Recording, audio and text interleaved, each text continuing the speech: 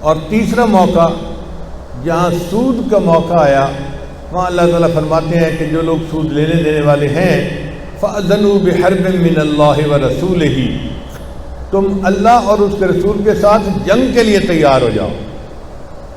اب آپ بتائیے، جو لوگ سودی کاروبار کرتے ہیں وہ تو اللہ اور اس کے ساتھ جنگ شروع کر دیتے ہیں، پھر برکتوں کی تمنا کیسی، دعائیں کیسی، پھر یہ کیسے کہنا جی کہ اللہ ہمارا رزق کھولتا نہیں ہے۔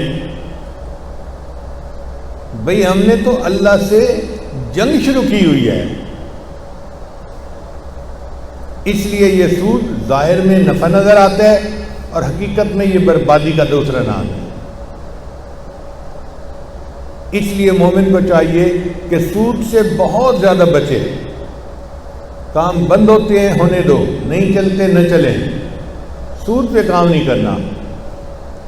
میں نے اپنی زندگی میں درجنوں لوگوں کو سودی کام کر کے ڈوبتے ہوئے دیکھا ہے۔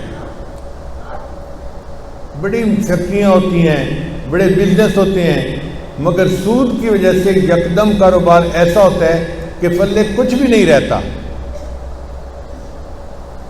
جس بندے نے سود پہ کام شروع کر دیا اس نے اللہ اور اس کے رسول سے جنگ کا اعلان کر دیا۔ اب وہ کیا تعلق یعنی امید رکھتا ہے کہ اللہ دعائیں قبول کرے گا اور مشکلات کو آسان کرے گا اور اللہ میری مدد کرے گا۔ اس لیے جو سودی کام کر چکے ہیں ان کو توبہ کر لینی چاہیے، جو کر رہے ہیں ان کو اس سے جان چھڑانی چاہیے۔ اگر کچھ بیچ کے بھی سود سے جان چھڑانا پڑے تو چھڑا لینی چاہیے۔ میں نے بعض ایسے نیک لوگوں کو دیکھا ہے، سودی کام کرتے تھے، پھر انہوں نے اپنی کچھ چیزیں بیچ دی اور بینکوں کے پیسے ادا کر دیے، اور اللہ نے ان کو جو تھوڑا دیا اس نے برکت عطا فرما دی۔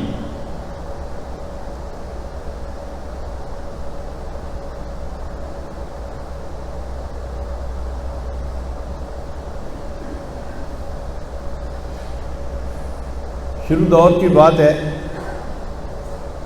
اس وقت مجھے کسی کی پرواہ نہیں ہوتی تھی کہ کوئی کیا کہے گا۔ اب تو رعایت کرنی پڑتی ہے کہ میں ایسے کروں گا تو دیکھنے والے بھی ایسے کر لیں گے، بالکل رعایت نہیں کرتا تھا۔ اس زمانے میں اگر مجھے بینک میں جانا پڑتا تھا نا تو حتی الوسع میں بینک میں نہیں جاتا تھا، اور اب جب کبھی جانا پڑتا تو میری کیفیت ایسی ہوتی تھی کہ جیسے نجاست کی بنی ہوئی کوئی بلڈنگ ہے اور مجھے اس کے اندر داخل ہونا پڑ رہا ہے۔ میں وہاں جا کے کرسی پہ نہیں بیٹھتا تھا، وہاں کا پانی پینا، وہاں بیٹھ کے بات کرنا تو دور کی بات ہے۔ کوئی بیت الخلاء میں آرام سے بیٹھتا ہے تو مجھے ایسے لگتا تھا کہ میں بیت الخلاء میں بیٹھا ہوا ہوں، حالانکہ ایئر کنڈیشن جگہ ہوتی ہے اور صوفے لگے ہوتے ہیں اور مینیجر بھی چائے پلا رہا ہوتا ہے، فلاں کر رہا ہوتا ہے۔ قطعاً ایسا نہیں ہوتا تھا۔ میری ایک کیفیت ایسی ہوتی تھی کہ جیسے یہ بلڈنگ نجاست کی بنی ہوئی ہے اور اس بدبودار جگہ پہ میں آ کے بیٹھ گیا ہوں مجبوری کی وجہ سے۔